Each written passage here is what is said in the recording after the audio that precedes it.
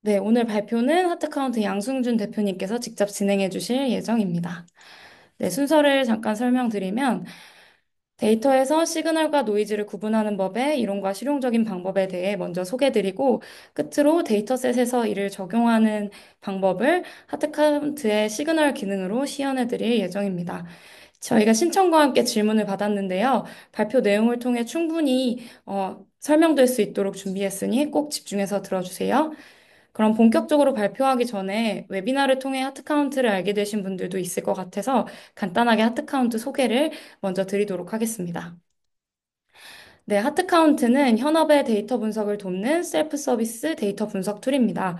슬라이드에 QR코드를 스캔하시거나 구글 네이버의 하트카운트 검색을 통해 홈페이지에서 무료로 사용하실 수 있습니다. 또한 하트카운트 커뮤니티를 통해 실무자들에게 필요한 다양한 형태의 데이터 콘텐츠를 제공하고 있습니다. 하트카운트 학습에 도움이 되는 실습 예제 및 다른 사용자들의 분석 사례도 한번 확인해 보세요. 홈페이지에서 커뮤니티 구독하기를 클릭하시면 새로운 콘텐츠가 발행될 때 놓치지 않고 메일함으로 받아보실 수 있습니다. 네, 그리고 오늘 진행되는 웨비나는 유튜브나 팟캐스트로도 업로드될 예정이니까요. 함께 참고 부탁드립니다. 네, 그럼 본격적으로 웨비나 시작하겠습니다.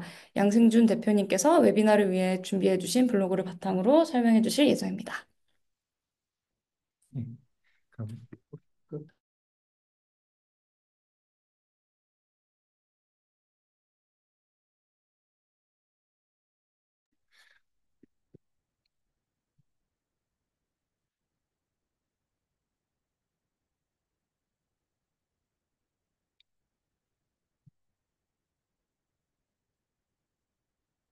예, 안녕하세요. 바트카운트의 양승준입니다. 오늘은, 좀, 제목은 몽골몽골한데, 데이터 길이 세상의 길과 이어지기 위해서 블로그 한번 읽어드리고, 시연할 예정이고, 어, 실제 이제 하고 싶은 얘기는 이거예요. 어, 현대적 의미의 데이터 도구들이 지금 잘하고 있는 것은 데이터에 담긴 차이를 드러내는 일을 잘하고 있는데, 차이가 드러내는 양상은 크게 두 가지라고 생각해. 하나는 시간을 고정하고, 서로 다른 그룹, 그러니까 서로 다른 대상 간의 차이, 그게 이제 남자, 여자, 또는 이제 컨트롤 트리트먼트 그룹, 뭐 하여튼 그런 서로 다른 대상 간의 차이를 드러내는 일을 잘하고 있고, 또 다른 케이스는, 대상을 고정하고, 그러니까 그게 전체 데이터시 됐든 아니면, 매출 데이터라면 특정 제품 카테고리로 픽스해 놓고, 그 대상을 픽스해 놓고 시간의 흐름에 따른 차이를 드러내는 일을 잘 하고 있고, 차이가 드러났으면 우리가 그 다음에 해야 되는 일은 그 차이를 가져온 어떤 원인, 요인에 대한 이해가 필요한데, 아까 말씀드린 두 가지 양상 중에서 시간이 픽스돼 있고 대상 간의 차이를 이해하는 일은 뭐 전통적인 뭐 T 검정, 뭐 P 밸류 그래서 우리가 보고 있는 서로 다른 집단 간의 차이가 통계적으로 유의미하다, 무의미하다 이런 방법론이라든지 그런 도구들은 어, 어느 정도 성숙한 것 같아요. 근데 다만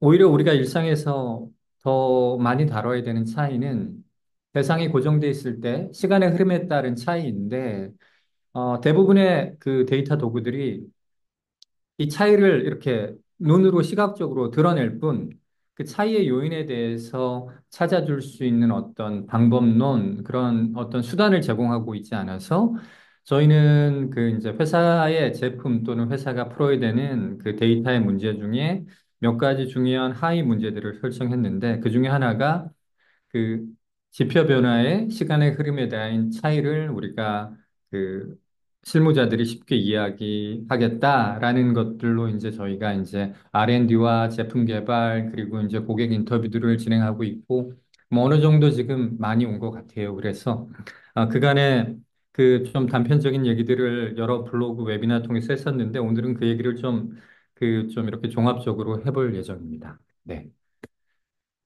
그래서 어, 그냥 요즘 뭐 데이터 기반 의사결정 얘기를 잘 하지 않지 않습니까? 그죠? 그리고, 데이터 리터러시 얘기도 잘 하지 않고, 오히려 뭐 AI 리터러시 같은 얘기 하고 있지만, 이제 기업들이 데이터 기반 의사결정을 하는 것이 옳다는 얘기는 한 15년 전부터 일종의 어떤 그 정원 명령처럼 우리나라 기업들한테 이제 작동을 했었는데, 그 지난 15년 동안에 보면 사실은 데이터 프로젝트가 실패했다라고 했을 때는 그게 이제 반드시 데이터에서 가치를 찾는 거 과정에서 실패만을 이해했던 것 같지는 않아요. 그러니까 어떤 인프라에 대한 투자, 어떤 조직적인 투자, 문화적인 어떤 개편에 대한 실패도 있지만 하여튼 약간 전체적으로 이제 패배주의가 팽만해 있었고 그러던 와중에 이제 사람들이 이제 생성형 AI 쪽으로 이제 관심을 옮기기 시작했는데, 그럼에도 불구하고 이제 우리가 풀어야 되는, 그러니까 답해야 되는 질문이 바뀐 것은 아니거든요. 그래서 그, 데이터가 담고 있는 정보의 빈약함, 그러니까 발생했던 일만 세상에 우리가 이제 알고 싶은 정보의 편립만 담고 있을 뿐이지 모든 가능성을 담고 있지 못하다는 것. 그리고 데이터에서 발견한 패턴에 대해서 이것이 정말 우리 사업을 둘러싸고 있는 어떤 구조적인 현상인지 아니면 운에 의한 현상인지에 대해서 딱 부러진 답변을 이제 서로 못하는 그런 상황 때문에 뭐 데이터 회의주의자, 데이터 스캐틱 뭐 그런 사람들도 늘고 있고 그 사람들이 뭐 이제 무작정 그르다라고는 말을 못하는 상황이에요. 왜냐하면 데이터가 투자 대비 충분한 가치를 발현하고 있지 못했으니까. 그래서 거기에 대한 해법으로 일단 이 오늘 웨비나에서는 여전히 데이터 기반 의사결정에서 그 정량적 분석이 중요하다는 얘기를 좀 할 것이고, 정량적 분석 중에서 이제 오늘 우리가 관심 갖고 있는 관찰 데이터, 그러니까 실험 데이터와 대비되는 관찰 데이터에서 시간의 흐름에 따른 지표의 변화 내에서 의미 있는 변화, 시그널과 아니면 그냥 운에 의해 발생된 변화를 구분하는 법에 대해서 좀 이야기를 하려고 합니다. 네, 그럼 시작할게요. 3 x 3이라고 얘기했던 것은 일단 제가 이제 의사결정을 위한 정보의 세 가지 원천 얘기하고 그 중에 세 가지 원천 중에 하나의 정량적 자료 분석 결과의 세 가지 유형을 얘기할 거라 먼저 이제 첫 번째 세 가지인데 사실은 아까 이제 극단적인 스펙트럼을 보여드렸는데, 그러니까, 우리의 경험 믿을 게 못해. 데이터만 보고 결정해야 돼. 라는 진영의 사람들이 있고, 데이터는, 지금까지, 어, 가치를 가져오지 못했어. 차라리 믿을 건 내 직관뿐이야. 양극단의 스펙트럼이 있는데, 우리가 데이터를 어떻게 보면 하나의 추가된 감각, 인간의 감각이라고 생각하면 우리는 세상을 이해할 때 이제 특정 감각만 사용하진 않지 않습니까? 그래서 이제 나는 시각은 못 믿겠어. 그래서 청각만 사용하겠어. 이런 이야기를 하지 않듯이 결국에는 이제 우리가 기업 내 의사결정을 한다고 했을 때 활용할 수 있는 정보의 원천은 딱 세 가지밖에 없다고 생각을 해요. 그게 이제 첫 번째가 직관이고, 직관이라는 것은 그게 이제 가치 중립적인 뜻인데 어떤 의사결정권자의 세상에 대한 어떤 모델, 경험과 학습과 그 경험을 통해서 구축된 견고한 모델이 있을 것이고, 그리고 이제 데이터를 통한 해석은 두 가지가 있을 거예요. 그러니까 하나는 그 어떤 정성적, 질적 자료, 그러니까 고객과의 인터뷰라든지 아니면 고객의 행동을 관찰하면서 거기서 얻은 어떤 해석이 있을 것이고, 또 하나는 우리 주위에 이제 넘쳐나기 시작한 정량적 자료에 대한 해석이 있을 거예요. 그래서 이 데이터가 이제 우리가 또 하나의 감각기관이라고 생각된다면 이것을 전적으로 의지하자 말자가 아니라, 그러니까 직관과 병행해서 같이 이제 분명히 활용돼야 될 몇 가지 안 되는 정보의 원천이라는 측면에서 우리가 이제 접근을 해야 된다고 생각을 하고, 그렇습니다. 그래서 결국에는 이제 직관이라는 건 뭐냐면 우리가 알고 있는 사실들인데 결국 살다 보면 우리가 경험하지 못한 지식 체계가 형성되지 못한 질문들이 있을 수 있어요. 근데 그 질문에 답하기 위해서 우리가 우리의 직관이 형성될까지 기다리는 것은 좀 무모한 일일 것이고, 결국엔 직관이 형성되지 않은 그 질문에 답하기 위해서는 결국엔 데이터를 활용할 수밖에 없고, 그렇게 뭐 참신한 예는 아니지만 두 가지 질문이 있을 수 있을 것 같아요. 그러니까, 예를 들면, 왜 우리 제품에 우리가 브랜드 어웨어니스 캠페인을 통해서 세상 사람들이 우리 제품 많이 알고 있는데 왜 가입하지 않을까? 이때는 이제 우리가 궁금한 대상에 대한 우리 데이터가 없으니 그 마켓 리서치 같은 서베이를 통해서 질적 데이터를 수집해서 해석을 해야 될 것이고, 아니면 우리 시스템에 들어온 그 고객 중에서 굉장히 그 인게이지먼트가 높은 고객과 그렇지 않은 리텐션이 안 되는 고객과의 차이는 뭐 그 시스템 내에 쌓인 그 행동 데이터 로그를 통해서 두 집단의 차이를 분석할 수 있을 거예요. 그래서 이렇게 그러니까 이미 직관이 또는 멘탈 모델이 형성되지 않은 질문에 답하기 위해서는 결국에는 우리가 데이터를 사용할 수밖에 없고, 그렇게 이제 저희는 일단 오늘은 그 정성적 데이터가 아니라 정량적 자료 분석에 집중할 것인데, 그 정량적 자료가 주어졌을 때 그것을 분석하면 그게 이제 뭐 SQL로 집계 데이터를 뽑든 아니면 파이썬으로 통계적 분석을 하든 아니면 챗 GPT를 통해서 어떤 뭐 또 파이썬 코드 제너레이션을 통해서 분석을 하든 그 결과는 보통 세 가지의 유형 중에 하나에 속하게 돼요. 하나는 그 이미 알고 있던 사실의 확인, 그러니까 컨퍼메이션이고, 나머지 두 개는 이제 흥미로운 사실인데 흥미로운 사실 중에서 못 믿어온 사실의 발견을 저는 이제 노이즈라고 정의했고, 그렇지 않고 진짜 쓸모 있고 유용한 사실을 시그널이라고 정의했어요. 그래서 세 가지를 다시 한번 살펴보면 이런 것들이겠죠. 그러니까 어 그 이미 알고 있던 사실의 확인이니까 이것은 지식의 확장 또는 생산하고는 좀 무관할 것 같아요. 그러니까 그 소득 수준이 높은 고객이 더 많이 산다, 더 비싼 제품을 구매한다, 뭐 겨울철에 두꺼운 옷이 잘 팔린다 이런 사실의 확인. 근데 뭐 약간 이야기가 셀 수도 있겠지만 이런 사실의 확인이 계속되면 흔히 우리 얘기하는 확증 편향이 영어로 confirmation bias잖아요. 그죠? 그래서 알고 있던 사실이 데이터로 많이 많이 확인될수록 믿음은 견고해지고 그래서 unknown, 그러니까 그 노이즈나 시그널이든 사실은 그 기존에 알고 있던 사실과 반대 지점이 있거나 아니면 좀 새로운 사실일 텐데 그런 것들을 받아들이는 데는 사실은 조금 이 컨퍼메이션이라는 것, 알고 있던 사실이 좀 방해가 되는 경우도 있어요. 약간 이야기가 샜지만. 그래서 두 번째는 흥미롭지만 의사결정에 활용하기 어려운 사실들이 있는데, 뭐 세 가지 예가 있다고 봐요. 하나는 이제 진짜 순수하게 노이즈인데, 커피 판매량이 전주 대비 4% 증가했다. 커피 판매량이 전주 대비 4% 감소했다. 근데 이제 시계열적으로 그러니까 그 지평을 넓게 살펴보면 판매량이 매주 5% 내에서 이렇게 꾸준히 꿈틀대어 왔다면 사실은 이런 것들은 이제, 어, 루틴 베리에이션이라고 해서 그냥 그 주목하지 않아도 되는 그 베리에이션이에요. 그런데 이제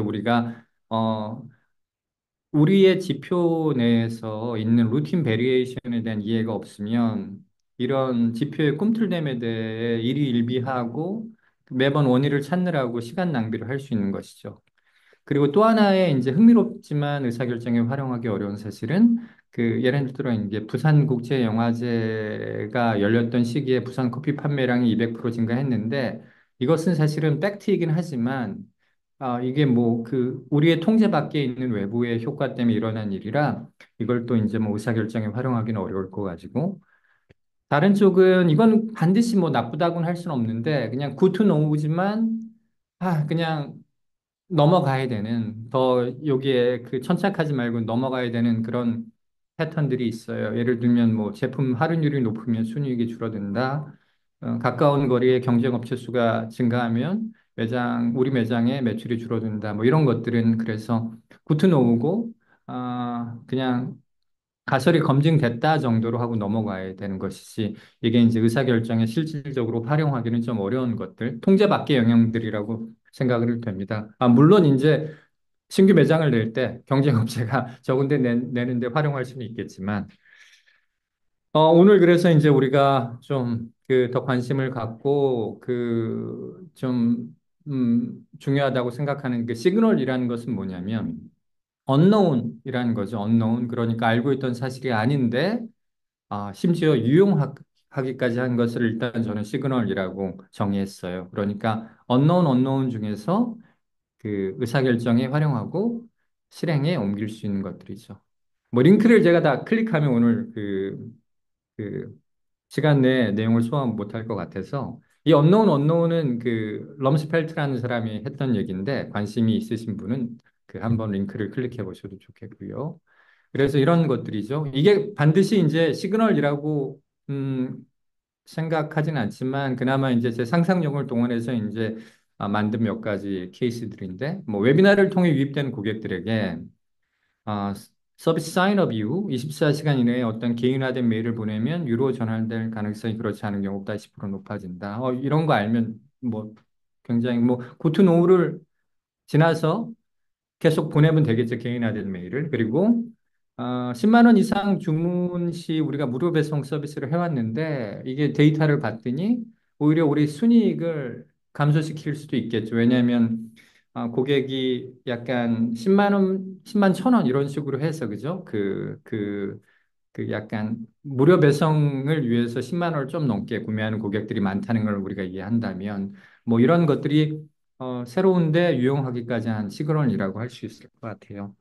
그래서 시그널에 대한 이야기를 좀 더 본격적으로 해보겠습니다. 그래서 시그널이라는 것은 뭐 이제 집단이라고 했는데 아까 이제 제가 이 집단이라고 했을 때는 서로 다른 집단일 수도 있고 서로 다른 시점에 있는 데이터셋을 집단이라고도 이해할 수 있어요. 그러니까 이게 시계열상 또는 어떤 시계열을 픽스해 놓고 서로 다른 그 सब셋 간의 베리에이션을 이해하는 것이라고 생각을 하고 그 그래도 이제 좀 우리가 제가 이제 끝에 가서 지식 생산 그런 얘기를 많이 할 텐데, 이게 실험 데이터와 관찰 데이터에서 그 지식 생산하는 것이 어떻게 차이가 있는지 그 얘기를 잠깐 해볼게요. 그래서 실험 데이터라는 것은 여러분이 알겠지만 그 어떤 그 굉장히 구체적인 질문에 답하기 위해서 이제 어떤 실험군 대조군을 설정하고 뭐 A/B 테스트 같은 걸 통해서 이제 그 효과를 측정하는 거지 않습니까? 근데 반면에 관찰 데이터라는 것은 실험 데이터 이외의 정량적 데이터는 모두 관찰 데이터라고 보면 될 것 같아요.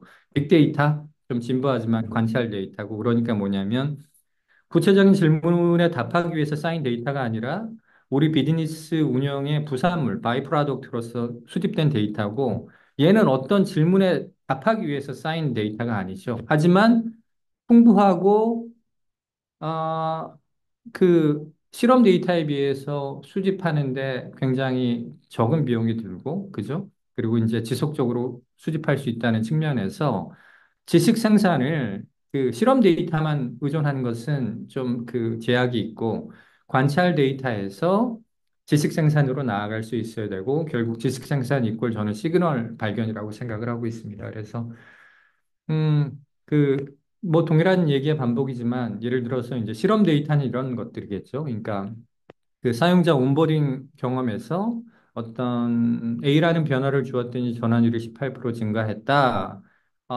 그런 주장이 있었을 때 이제 유일한 챌린지는 그거일 거예요. 이게 그래서 이게 그 제한된 기간에 어떤 제한된 환경에서 이루어진 실험인데 그게 통계적으로 유의미하냐. 정말 A라는 변화를 주는 것이 아무런 부작용 없이 우리 프로덕트에 유익한 일이냐. 그런 질문이 필연적으로 뒤따르게 되고, 그래서 이제 이런 실험 데이터는의 어려움은 그 제한된 데이터로 주장을 일반화하는 것들이 어렵고, 그래서 요즘엔 옛날에는 그래서 이제 p-value 5% 이하면 일반화할 수 있다 그런 식으로 하기도 했지만 이제 더 이상 이제 p-value가 그 어떤 진실성을 담보하지 않는다는 것이 이제 알려져서 그렇게 이제 p-value만을 이렇게 금과 억조처럼 다루지는 않지만 어느 정도 이 실험 데이터에서 지식 생산하는 일의 어떤 방법론, 위험성은 이미 익히 잘 알려진 상황이라고 생각을 합니다.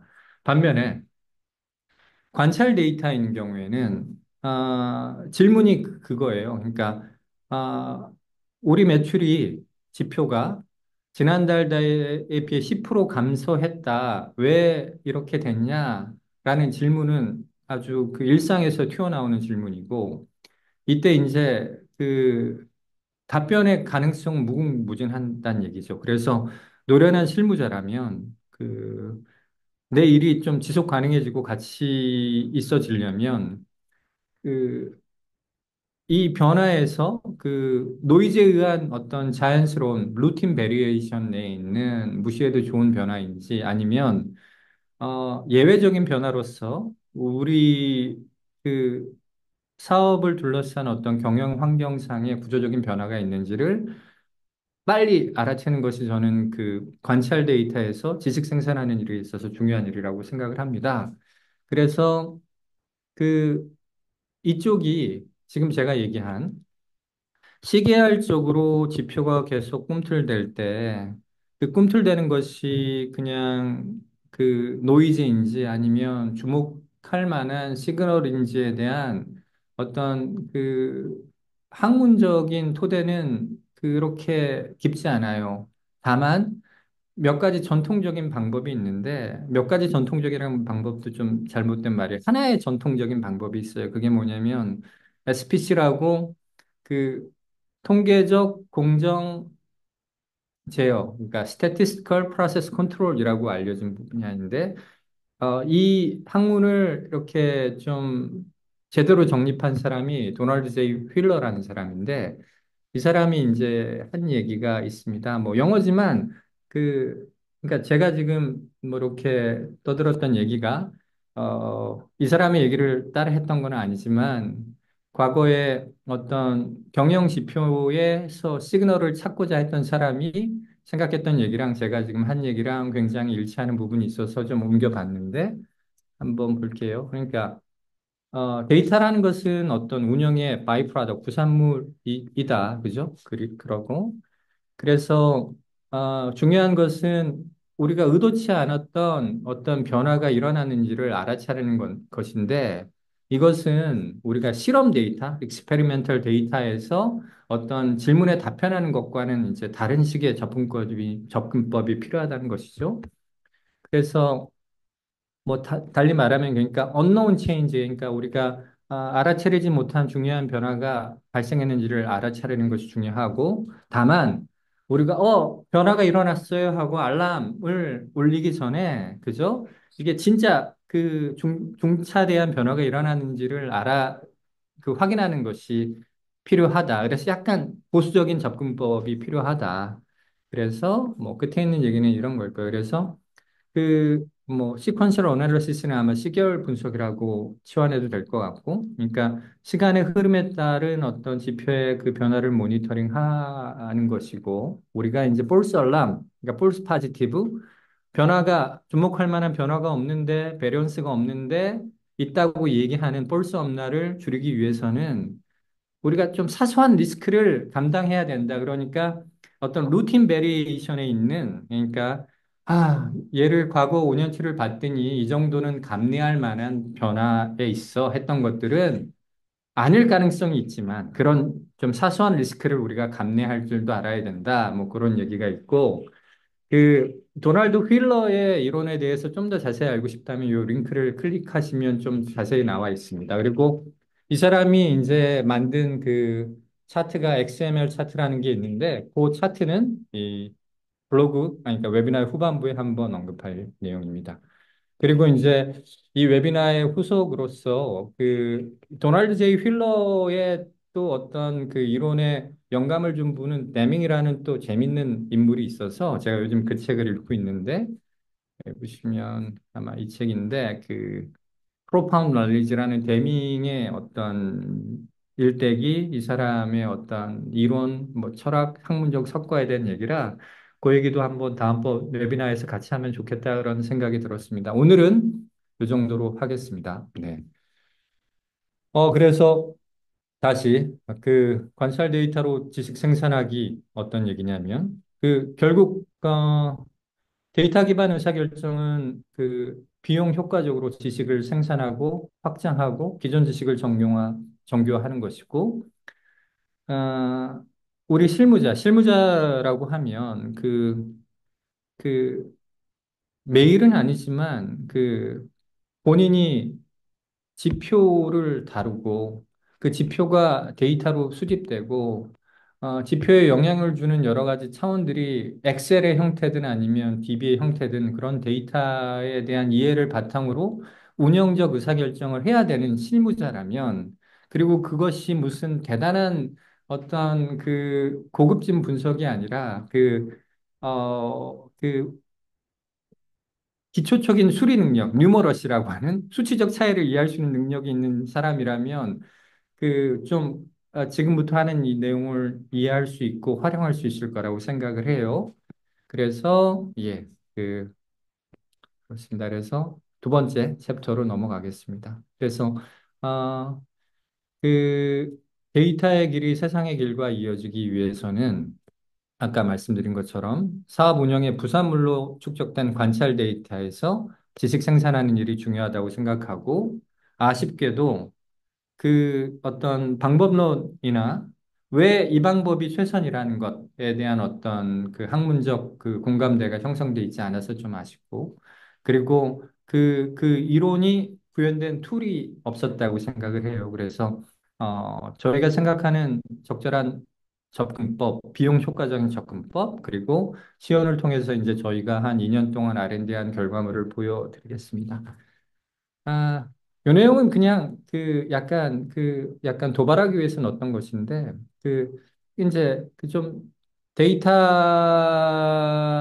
어떤 가치를 꼭 그 주장했던 사람들이 근데 이제 이 얘기는 이제 사실은 남을 비난하는 게 아니라 저한테도 해당되는 이야기인 것 같아요. 그러니까 데이터 제품을 파는 입장에서 그 가치에 대해서 계속 그 주장해 왔었고 그 모든 경우 이제 제 약속이 이루어지지는 않았어요. 근데 이제 제 잘못만은 아니겠지만 그 사기를 한 것은 아니지만 만약에 이제 우리가 이제 폰지 사기 아시면 다단계 사기가 있을 텐데 그 일을 오래 해왔던 사람인데 이 일을 아름답게 끝내는 법은 뭐 하나가 있는 것 같아요. 그러니까 끝내는 법은 세 가지겠죠. 일단 끝내는 게 아니라 세 가지 선택지가 있겠죠. 유태유태하고 불안불안하지만 아니야.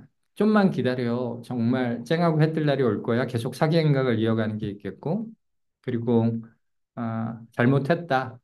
내가 미안하다, 반성한다 하고 중단하는 법이 있겠고, 아니면 지금이라도 그 사기 쳐서 남은 돈으로 찐 비즈니스를 하는 거죠. 그래서 사업을 성공시키는 건데, 이 세 번째에 저희 좀 집중하면 좋을 것 같아요. 세 번째. 그 어떤 얘기냐면, 뭐 이 얘기죠. 그죠? 우리 보면 15년 전부터, 뭐 15년 전이야 이제 인프라에 투자가 됐었던 시기니까 일단 데이터를 모으자. 근데 그 뒤에 보면, 어떤 솔루션이 도입되면 아니면 내부적인 어떤 프로세스가 개선되면 저분들의 어떤 태도가 바뀌면 어떤 쨍하고 해뜰 날이 올 거라는 희망으로 10여 년을 왔던 것 같아요. 그래서 이제는 좀 그 데이터 이코노믹스, ROI에 대해서 진짜 진실되게 이야기를 해야 될 것 같고, 그러려면 몇 가지 이제 마인드셋이 바뀌어야 되는데, 그게 일단은, 알 수 없는 걸 알려는 비용을 좀 줄여야 된다고 생각해야 될 것 같아요. 왜냐하면 이 데이터와 관련된 지금 모든 약간 투자와 노력과 어떤 산업이 생겼던 것은 업체들이 있어서 계속 새로운 꿈을 이야기하는 업체들 탓도 있지만 실제 기업이 그렇게 바보는 아니지 않습니까?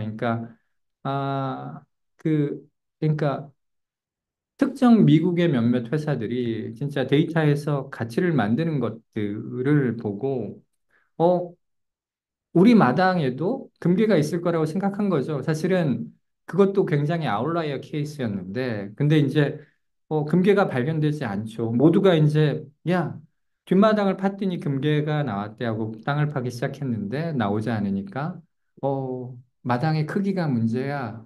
그래서 마당을 넓게 아니면 하는 방법이 문제야. 새로운 도구. 근데 이제 사실은 금괴가 없을 수도 있는 것이거든요. 그러니까 데이터가 자기 산업의 코어 밸류인 것 경우는 사실은 국내에 저는 그렇게 많은 산업을 알지 못해요. 그게 이제 뭐 그게 현실이니까 그렇다고 해서 그 마당에 무언가는 있을 텐데 그래서 합리적인 땅 파기 그리고 이쯤 파서 안 나오면 포기할 줄 아는 그런 태도가 필요하다는 생각이고 이 그림은 사실은 그 제 화면이 어떻게 나오는지 모르겠지만 이 뒤에 있는 화이트보드에 제가 4, 5년 전에 우리 내부에서 썼던 것 같은데 그래서 그 노력의 최적 지점이 있을 것이다. 그 지점은 언제냐면 쉽게 알 수 있는 것을 알려고도 안 하는 노력하면 바보일 것이고 비용이 적다는 얘기는 역으로 이제 베네핏이 올라간다는 얘기인데 그 지점을 넘어간 노력은 사실은 알 수 없는 그러니까 데이터가 답할 수 없는 아무리 고문해도 답할 수 없는 것을 알려고 하는 비용 그 지점을 넘어가는 것은 이제 ROI 측면에서 좋지 않다. 그래서 뭐 밑에 있는 것도 뭐 동일한 얘기니까 설명은 안 할게요. 그래서 예전에 웨비나에 한번 썼던 그림인데 그래서 이게 when to stop, 멈출 때를 아는 것이 좀 중요할 것 같아요. 근데 이제 우리가 지금은 시행착오를 겪었다면 이제 누군가는 이런 얘기를 통해서 좀 데이터 이코노믹스에 대해서 좀 이야기를 해야 된다고 생각을 합니다. 그래서 아까 얘기했지만 그 전통적 시도들 몇 가지 이야기해 볼게요. 그래서 대표적인 게 SPC인데 그 이상치 탐지와 SPC인데 그 우리가 이제 시그널을 얘기하면 대부분의 현업 실무자들은 어 이상치 탐지돼요. 그렇게 해요. 근데 이 사람들이 이상치 탐지라고 얘기했을 때는 보통 이제 그 아주 그 정교한 의미에서 이상치 탐지는 어떤 시계열상의 어떤 데이터 포인트가 그 어떤 프리딕션 인터벌이 있지 않습니까? 그러니까 과거의 어떤 흐름에 비추어 봤을 때 이 정도 범위 내에서 예측된다고 했는데 그걸 벗어나는 걸 아웃라이어라고 하는 것이고 근데 실무자들이 아웃라이어라고 하는 것은 아까 제가 얘기했던 통상적 범위 내를 벗어나는 좀 주목할 만한 어떤 변화를 아웃라이어라고 해요. 그래서 아웃라이어를 찾기 위해서 어떤 알고리즘을 쓰냐고 묻는 경우가 되게 많아요. 근데 그 생각을 해보면 일단은 비즈니스 데이터는 이 프라포즈 같은 시계열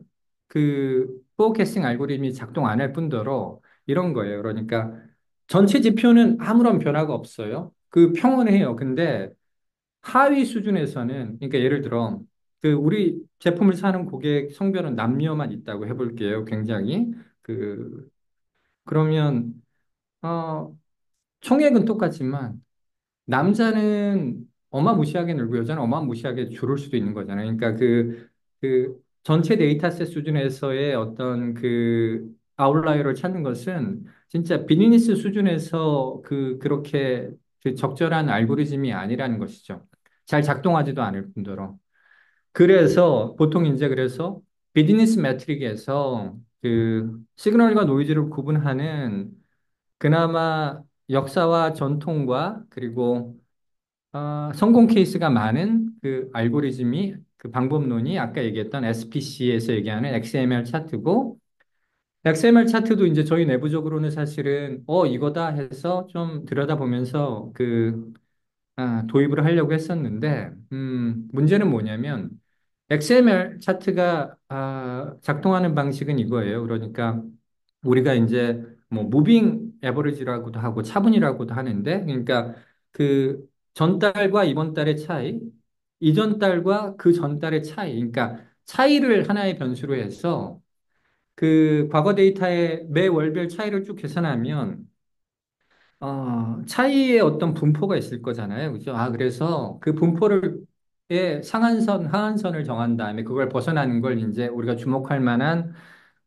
어떤 변화로 생각하자는 게 이제 XMR의 접근 방법인데 이게 이제 비즈니스가 굉장히 안정적인 그 상태, 성숙기에 다다랐거나 아니면 제조 공정 같이 그 품질이 중요하기 때문에 품질 관리가 잘 되는 어떤 지표 같은 경우에는 작동을 하는데 막 급하게 성장세에 있는 어떤 그런 비즈니스라든지, 그러니까 아니면 쾌락기에 있는 비즈니스라든지 그런 쪽에서는 사실은 잘 작동을 안 해요. 분명히 XML 알고리즘을 좀 트위킹해서 그 좀 그런 경우를 보완할 수도 있겠지만, 이것도 그래서 보편 타당한 알고리즘은 아니라고는 저희가 판단을 했어요. 그렇지만 우리 비즈니스는 완전 성숙기의 바다로서, 그래서 그렇다면 한번 참고하셔도 좋을 것 같아요. 엑셀로도 할 수 있는 그런 차트니까요. 그래서 이제 저희가 생각하는 접근법을 얘기하기 전에 어떤 거냐면, 지금 뭐 죄송한 얘기지만 이제 웨비나를 이렇게 쭉 읽으면서 보니까 순서가 조금 재배치돼서 쓰면 이야기가 더 매끄러울 수도 있겠다 그 생각이 드는데, 한번 그래도 준비된 순서대로 이야기를 해보겠습니다. 그래서 무수히 많은 가능성 경계가 필요하다는 얘기가 갑자기 왜 나왔냐면, 다 앞에 했던 얘기의 연장선 상에서 좀만 견디시면 이해가 될 텐데, 어, 아까 얘기했던 A/B 테스트, 어떤 그러니까 뾰족한 질문, 그러니까 페이스북 광고를 통해 유입된 방문객과 웨비나를 통해 유입된 방문객의 전환율이 어떤 차이가 있나요라는 이런 구체적인 질문 말고, 지난 분기, 지난달에, 이번 달에 왜 매출이 감소했냐라는 질문에 답할 수 있는 무수한 가능성이 있잖아요. 그죠? 무수한 가능성이라는 것은 변수 두 개의 조합만 생각하더라도 지역과 제품군, 유통 채널, 요일, 하여튼 여러 가지 답변할 가능성이 무수히 많은데, 이 무수히 많은 가능성을 다 제시하면 사실은 오히려 이제 정보 오버로드가 돼서 우리는 이제 이 가능성의 경계를 짓는 일이 굉장히 중요하다고 요즘 느끼고 있어요. 좀 이따 보여드리겠지만, 이제 그렇다고 해서 네가 뭘 좋아할지 몰라서 모든 걸 준비하는 것은 맞다고 봐요. 왜냐하면 기계가 AI가 아무리 잘 발달한다 할지라도 어떤 분석 의도나 가설을 그 사람이 알려주기 전에 우리가 미리 안다는 것은 알 수 없는 일이니, 모든 것을 다 꺼내놓되 그래도 본인의 가설, 본인이 의미 있다고 생각하는 어떤 대상을 대상으로 우리가 발견한 모든 경우의 수를 조금 좁혀 나가는 그런 작동 방식이 필요하다고 생각을 해서 경계를 짓는 것이 필요한데, 경계를 짓는 방법이 결국엔 뭐냐면 어, 실무자의 가설이라고 생각을 하고 있습니다. 그래서 그 얘기인데, 그 제가 아까 말씀드린 방식이 사실은 이거거든요. 그러니까 뭐 콤비네토리얼 분석, 그러니까 모든 조합으로 분석한다 또는 무식하게 분석한다 해서 이제 브루포스 방식, 이런 방식도 의미가 있어요. 의미가 있고, 그러니까 가설 없이 분석한다는 게 과거에 이제 데이터 분석의 어떤 한 축이었는데, 왜냐하면 이제 이론 가설이 약간 폄훼되던 찬밥 대우받던 시절이 있었어요. 근데 이제 실무자가 의사결정을 한다고 했을 때는 좀 이따 비슷한 얘기가 될 거지만, 아까 이제 우리가 컨퍼메이션 바이어스라고 하는 얘기는 뭐냐면, 어, 기존에 있던 믿음이 굉장히 공고하잖아요. 그래서 통계적으로 엄청난 설명력과 파워가 있는 것들이 그냥 우리 눈앞에 펼쳐진다고 할지라도 의사결정권자, 심지어 내 마음도 쉽게 변하지 않거든요. 그래서 무수히 펼쳐진 가능성 내에서 사용자의 가설 중심으로 정보를 조금씩 조금씩 응축해 나가는 과정이 필요하다고 생각하고, 그게 이제 가설 중심의 분석이라고 생각을 합니다.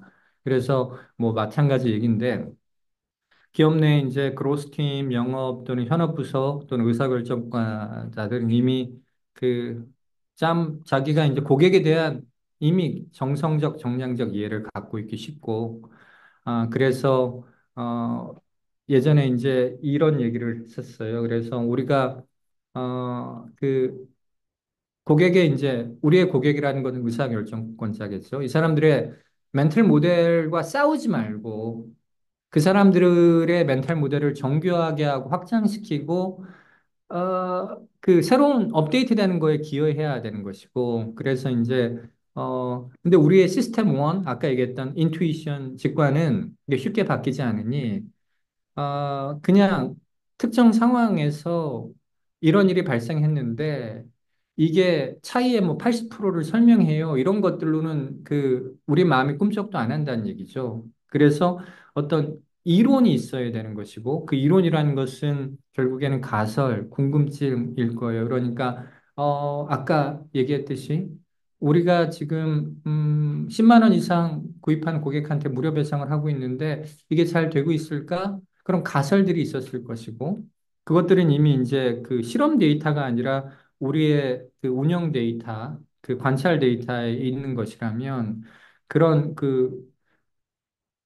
매트릭의 변화가 지난달과 이번 달에 있었고, 그 차이를 설명할 수 있는 무수한 조합이 있었을 텐데 그 조합 내에서 내가 갖고 있었던 질문, 그러니까 그 무료 배송 10만 원 그런 것들을 이제 필터링해 가면서 그 답을 확인해 나갈 때, 내 가설과 맞네, 내 가설과 부합하지 않네, 그런 그 플로우가 필요하다는 얘기죠. 그래서 그 관찰 데이터는 많은 경우 그 실험 데이터처럼 어떤 목적 지향적이지는 못하지만 내가 궁금한 가설들에 대한 답을 많은 경우 담고 있게 마련이에요. 그래서 그 사람들의 가설이 필터링 될 수 있는 그런 UI, UX가 필요하다고 생각을 하고, 그거를 시연을 통해 한번 보여드려 볼게요. 예, 그래서 약간 두수 없다고 하면 약간 좀 과장일 것 같고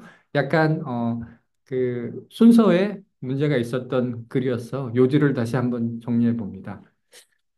그래서 이제 우리가 데이터 기반, 데이터 드리븐이라고 얘기하는 것은 그것은 뭐 약간 그것의 구체적인 목적, 지향점에 대해서 이야기하고 있지 않은 좀 공허한 것 같아요.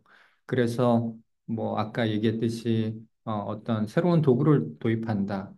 모던 데이터 스택이 유행이다. 모두 그쪽으로 가야 한다고 해서 그런 모던 데이터 스택을 클라우드에 구축한다든지 예전 뭐 애널리스트, 데이터 엔지니어 역할이 결합된 애널리틱 엔지니어가 새로운 어떤 그 데이터 롤의 어떤 그 유행이래 해서 그런 직무를 신설한다든지 제네이아 기술로 어떤 이제 진정한 데이터 민주화를 이루어야겠다든지 이런 것들은 사실은 방법에 대한 부분이지 데이터 드리븐의 어떤 목적 지향점에 대해서는 여전히 아무런 이야기를 해주지 않고 있다고 봐요. 그래서 아까 말씀드린 것처럼 제가 폰지 스킴 하면서 얘기했던 것처럼 아, 데이터가 그 자체로 우리 사업의 가치를 만들고 있지 않는 대부분의 조직들에게 나로의 관점에서 데이터에서 지식을 추구하고 생산하는 일이 어떤 데이터에 대한 기업 내 투자의 목적이어야 된다고 생각을 하고,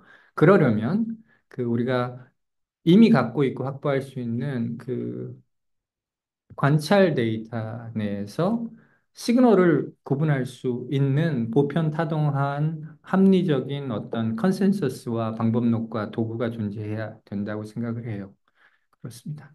그래서 오늘 하드 카운트로 데이터에서 시그널 찾는 거 아주 짧게 하면 대충 1시간 시간이 딱 맞아 떨어질 것 같고, 하드 카운트 시그널은 사실은 이미 저희 기업향 제품, 그러니까 DB와 연결된 기업함 제품에는 있었어요. 근데 다만, 아, 기업향 제품이다 그렇듯이 그 시그널을 쓰려면 관리자 권한이 있어야 되고 여러 가지 좀 그 사전 작업들이 필요했다면 오늘 보여드릴 시그널은 그냥 실무자 아무나 그냥 자기가 갖고 있는 엑셀 데이터 내에서 주목할 만한 지표 변화와 무시해도 좋은 지표 변화를 찾을 수 있는 제품입니다. 예, 그렇고요. 요 그림만 한번 자세히 보면 이런 거예요. 그러니까 아까 이제 저희가 그 전통적인 시그널과 노이즈를 분리하는 방법이 두 가지가 대표적으로 있다고 했고, 그 중에 하나가 이제 그 타임 시리즈 포캐스팅을 통해서 예측 구간을 벗어난 것들을 아웃라이어라고 했다. 근데 그것은 사실은 비즈니스 맥락에서는 무용지물이다라는 얘기했고, 그리고 이제 전통적인 XMR 차트라는 게 있는데 이것은 비즈니스가 좀 이미 이제 태동기에 있거나 쇠락기에 있거나 굉장히 좀 머추한 조직이 아니면 그 볼살람이 많을 수 있다. 그럼 결국에 이제 저희의 접근법은 그거였어요.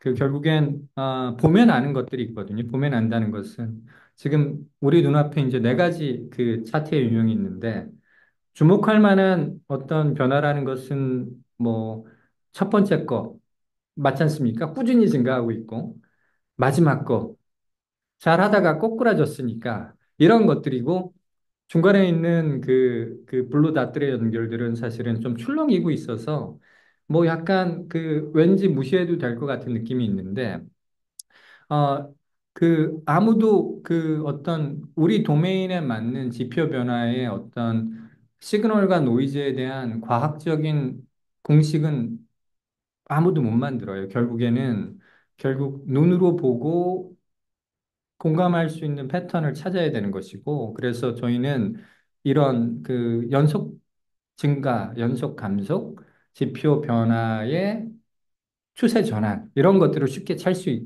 있도록 오히려 이제 접근을 했어요. 그러니까 무슨 복잡한 A에서는 정말 잘 맞지만 나머지 B, C, D에서는 맞지 않을 알고리즘을 고집하기보다는 이런 좀 단순한 방법을 택했고요. 그렇습니다.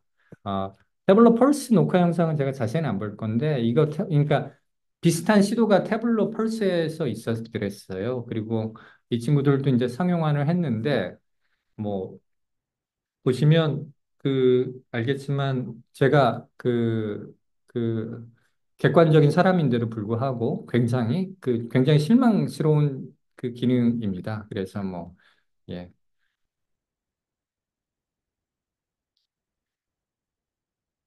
그렇습니다. 자, 마지막 멘트이고요.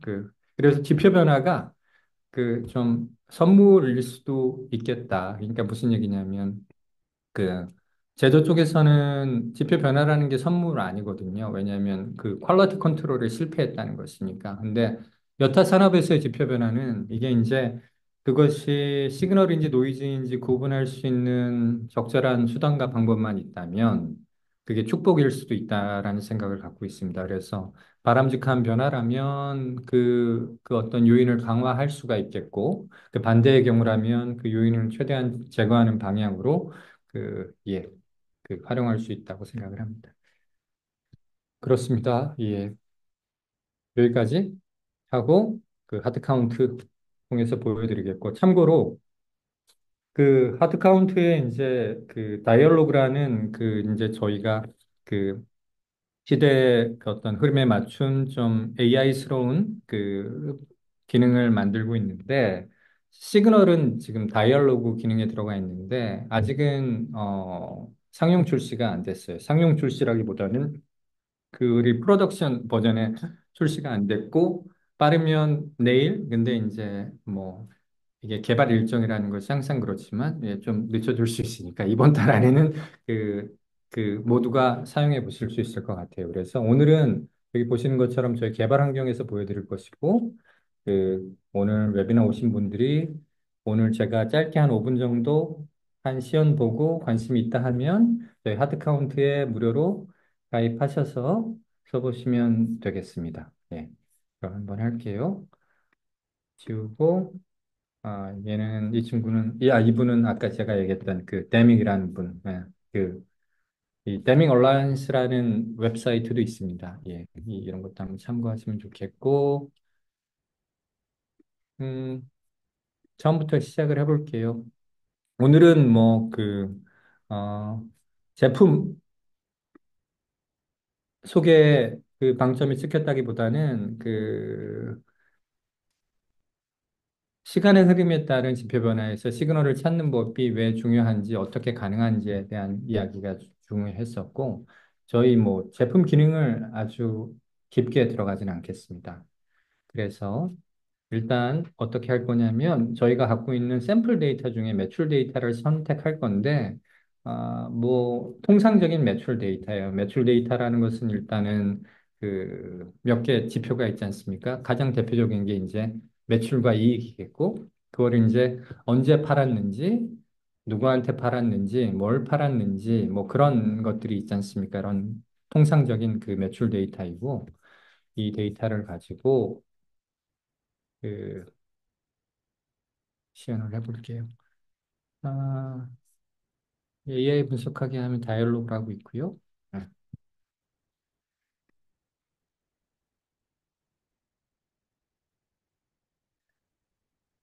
그 정도 키워놓으면 잘 보이실 것 같고.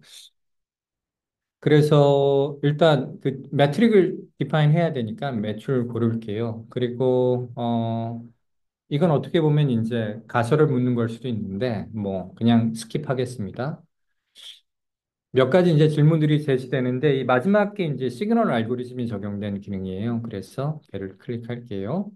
그러면 이제 우리가 이제 지표 매출을 애그리게이션 한다고 하잖아요. 그러니까 그 어떻게 만드는 방법이 평균을 쓸 건지 총합을 쓸 건지 썸을 선택했고 이미 이 데이터셋에는 시계열 변수가 주문일밖에 없었으니까 디폴트로 선택이 됐고 그리고 이제 얘는 이제 맥락에 따라 다를 텐데 월별로 지표를 보는지 분기별로 보는지 뭐 그거에 따라서 이제 그 타임 그래놀라리티를 고르게 될 텐데 저는 분기로 그냥 할게요.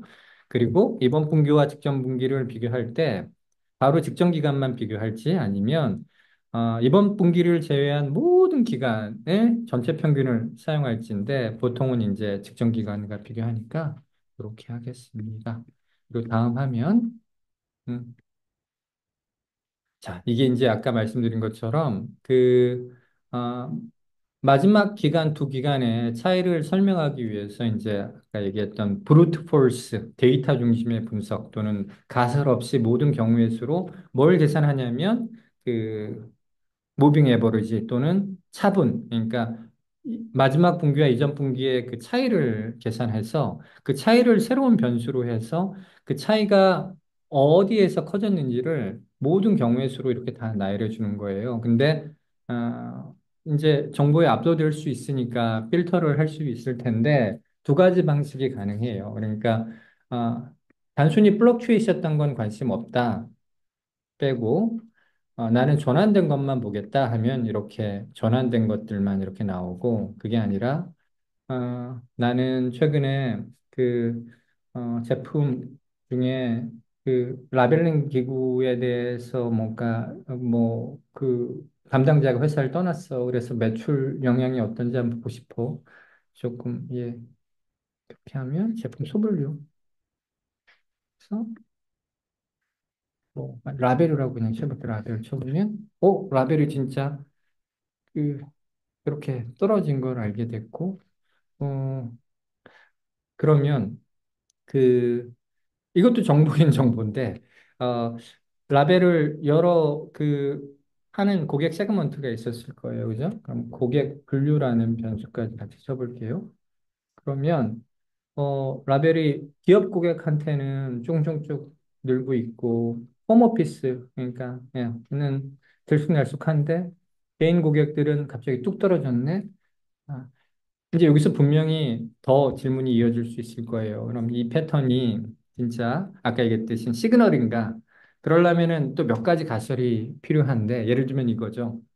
전년 동기간 내에 또 이런 패턴을 보였는지 아니면 전년 동기간에는 승승장구하던 제품인데 진짜 요번에 새롭게 나타난 패턴인지 뭐 그런 것도 비교할 수 있고 그럴 텐데 일단은 지금 베타라 그런 것들은 지금 약간 기능이 좀 불완전한 면이 있어서 예, 여기까지 살펴보겠고 이게 그러니까 본인이 이제 어떤 레퍼런스나 그 중과할 수 있는 기준이 없는 사람들은 이게 뭐 별건가 하겠지만 얘를 그 전통적인 데이터 도구라는 것은 그 차분, 차이에 대해서 분석하게 설계되어 있지 않아요. 그러니까 어떤 얘기냐면 이 동일한 것을 우리의 이제 전통적인 시각적 방법으로 하려면 얼마나 많은 작업이 있고 인지적 노력이 들어가는지 한번 볼게요.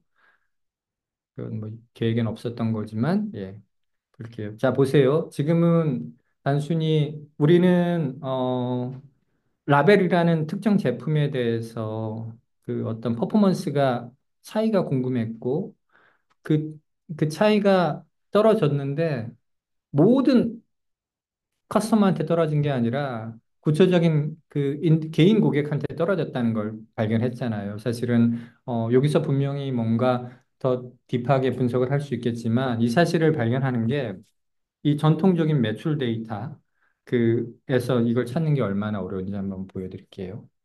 할 수 있을까 모르겠네. 쉽게 해볼게요. 라벨과 고객 분류로 해볼게요. 자, 매출이었고요. 일단은 마지막 기간이었으니까 이렇게 해볼게요. 주문을 음, 어떻게 해야 될까요? 야, 일단 시계열적으로 펼칠게요. 시계열적으로 펼치고 분기별로 표현할게요. 그리고 합으로 표현할 거고 다 필요 없고 그냥 2015년 거. 왜냐면 마지막 두 분기 부기할 거니까 2015년 것만 보고 얘를 분기별로 표현할게요. 분기별로 표현할 거고 그냥 바차트로 표현하고 그 음, 지금 두 가지 방식이 있는데 자 우리가 관심 있는 게 제품 소블류였잖아요. 그죠? 제품 소블류를 이렇게 표현할 수도 있는데, 이게 장단점은 있을 텐데, 저는 이렇게 표현할 거예요. 제품 소블류를 X축에다 놓고 하이 그룹을 아까처럼 분기로 할 거예요. 그러면은 이렇게 됐죠. 그죠? 자, 분기별로 제품 소분별로 차이가 났는데 우리가 관심 있는 게 뭐였을까요? 라벨 여기 있죠. 라벨만 쏙 집어서 한번 볼게요. 자, 지금 라벨에 대한 매출의 올해 분기별 차이고 확 줄었죠. 그러면 이 차이에 대해서 설명하는 무수한 방법이 있을 텐데 일단은 고객 분류로 한번 자세히 볼게요. 보면 보세요. 기업 늘었죠? 늘었죠? 찾긴 찾았죠? 아주 어렵진 않게. 하지만 이 차이에 대해서 이 양적 비교를 하려면 우리가 또 이제 계산을 해야 되고 그런 노력이 있는데 그거에 반해서 얘는 그 대상을 고정해 놓고 아까 얘기했던 시간의 흐름에 대한 차이를 이해하는데 최적화된 툴이고, 여기서 지식 생산 또는 확장에 나아갈 어떤 가능성이 있다고 저는 보고 있습니다. 아직은 진짜 실무자들이 마법 같다고 할 정도의 지경에는 이르지 못했지만 그 지경에 다다를 수 있도록 저희 최선을 다하겠습니다. 그러면 오늘 웨비나 감사합니다. 참여해 주셔서. 혹시 정 과장님 더 클로징 하실 말씀 있을까요? 네. 제가 끌게요. 네. 네, 오늘 준비된 순서는 여기까지고요. 혹시 더 궁금하신 내용이 있다면 하트카운트 슬랙으로 질문 남겨주시면 저희가 친절하게 답변 드리도록 하겠습니다. 오늘 보여드린 시그널 기능은 아까 대표님이 설명해 주신 것처럼 이달 말 정도면 이제 누구나 무료로 사용할 수 있도록 네, 공개될 예정이니까요. 많은 기대와 관심 부탁드리고요. 또 참여해주신 모든 분들께 리워드를 드리는 후기 이벤트 진행하고 있습니다. 오늘 들으신 내용 유용하셨다면 개인 블로그에 꼭 남겨주세요. 참여 방법과 다시 보기 링크들은 차주쯤 함께 메일로 전달드리도록 하겠습니다. 그럼 바쁜 시간 내셔서 참여해주신 모든 분들 감사합니다.